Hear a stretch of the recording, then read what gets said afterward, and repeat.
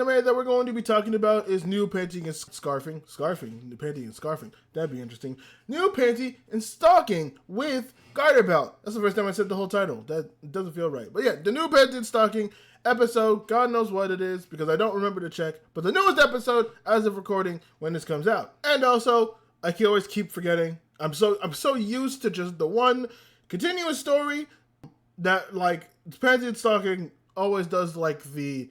It's not. I want to call it American style of episodic, where it's like 15-minute episodes, but I'm pretty sure that's not just an American thing. I'm pretty sure other countries do it too. It's just the American one. We have it in America, all right? If it happens in America, we are just used to calling it American. That's how we are. Caca. Okay, look. Anyways, the three stories that got told in the newest episode of Panty and Stalking were that Panty is put in jail and put into execution, this is a while, because of her sex crimes by the new charming president.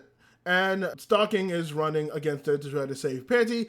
Doesn't work, so she opts to kill the president, which he finds out that he's a ghost, and just murks him. There's not really much to this one. This one was just kind of like their story to be there. Like, the Devil Sisters don't even really get involved in any way, and there's not really much. I want to say there's not much meaningful, but that's also funny because there's really not much meaningful when it comes to Panty and Stalking. But I say that because one of the stories actually is kind of cute. But like, it's crazy and it's quick, but it's also just like, why is this here? Like, I was sitting there, like, wow, we could have done without this story. So that last story was whatever. The next story that they do is Panty Stalking coming back. Panty ends up kicking a tombstone from a pet cemetery, and because of that, a demon forms. A cute little cat kitten, a cute little cat ghost. And it's attracted to Panty, but obviously Panty doesn't want it, but everyone loves it. And even Garterbelt's like, listen, we could kill this thing, but it's not even worth like half a heaven coin. So it doesn't even matter. Like, we can just keep this out of bed and it'd be fine. And obviously it is a tale as old as time. It's somebody gets a pet, that person who's living with that person doesn't like the pet, and then the person who originally did not want the pet or didn't like the pet ends up becoming the closest thing. I literally had the same thing when I moved in with my friend like a couple of years ago, who we're no longer roommates, but I moved in with my friend, her cat annoyed the fuck out of me when I like didn't live with them, and I saw them, I was just like, oh, this cat's annoying. And that cat became my best friend. There have been multiple times where the cat would just, like, they'd be looking for the cat, and then I'd be in my room, and the cat's just looking at, like, my spare TV that I have turned to my bed. It's looking at the Roku TV, like, the Roku TV town stuff. That's not a joke. That is an actual thing. There'd be sometimes where they're looking for the cat, and then they open my door. I'm editing a video or playing a game, and the cat's just chilling in my bed, curled up, and it's looking at the Roku TV City thing. It's the funny, I wish I have a video of it. I wish I captured a video of it, but it's the funniest thing. But I'm getting off topic. But yeah, it's cute. It was kind of the thing I said before, where it seems like I don't remember. Man, watching the first season for this is worth definitely some type of watch, right?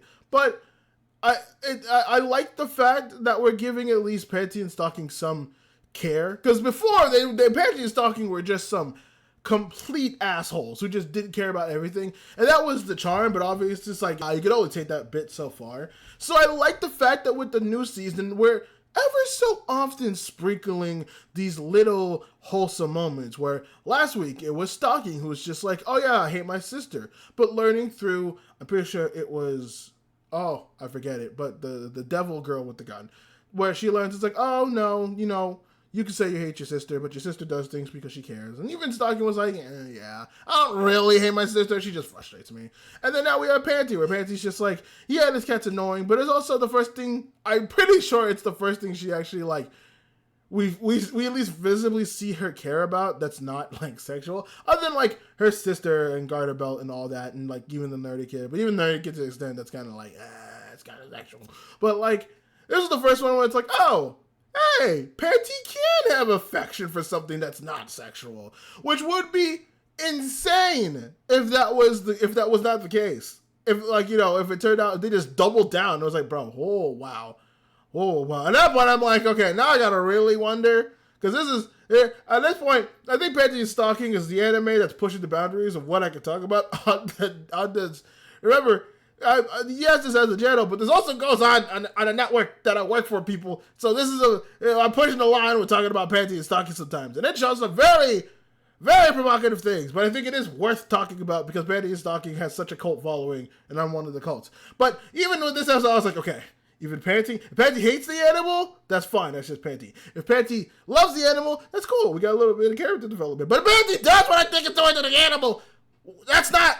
We can't have that. We can't have that. That would have to be like, okay, well, now it's done. Now it's delving into some shit that I'm not comfortable talking about. But that doesn't happen. We get the wholesome ending, which makes it even better. Wholesomeness. And honestly, the idea of having a cute cat ghost is actually cool. I like that, especially when it gets into like a bigger cat, and it's oh man, the design for the bigger cat is genuinely fucking so cool. I love it so much. It's great. It's awesome. I love it.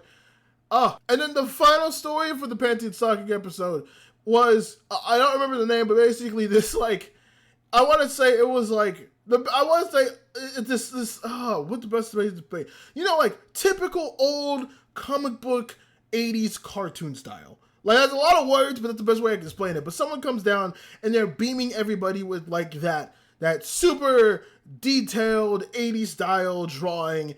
And then we get launched into this just entire like 80s style story where there's like I think it was the dude that comes to come help is like Bayview or Baywatch or something like that. And it's basically the Silver Surfer. Like I know they had to call it something else for legal reasons, but it's basically the Silver Surfer. And he comes down trying to help Panty Stocking, and it's this whole like galactic thing where it's like, oh, it's a ghost, but it's a space ghost. It's a space ghost from a different dimension that I have to fight.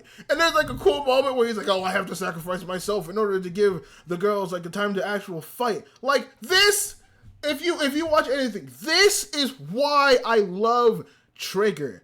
It's this final story in this episode, I think it's like episode 5. This is the shit that gets me to love Trigger. It's, first of all, Panty and Stocking is already a unique animation. Even away from the city animation stuff, this is like it's a blend of like the anime style, but also that blocky 2000 style that America was very so fond of, right?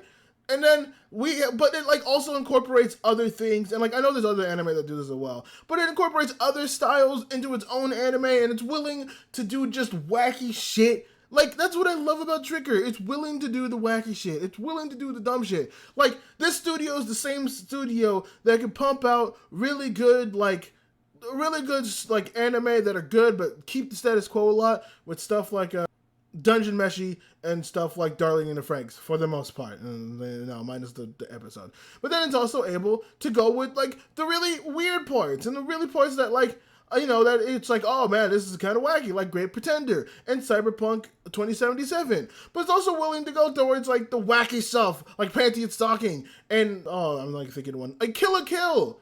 Like this is why I love Trigger. This is why Trigger is one of my favorite studios. It's because of shit like this.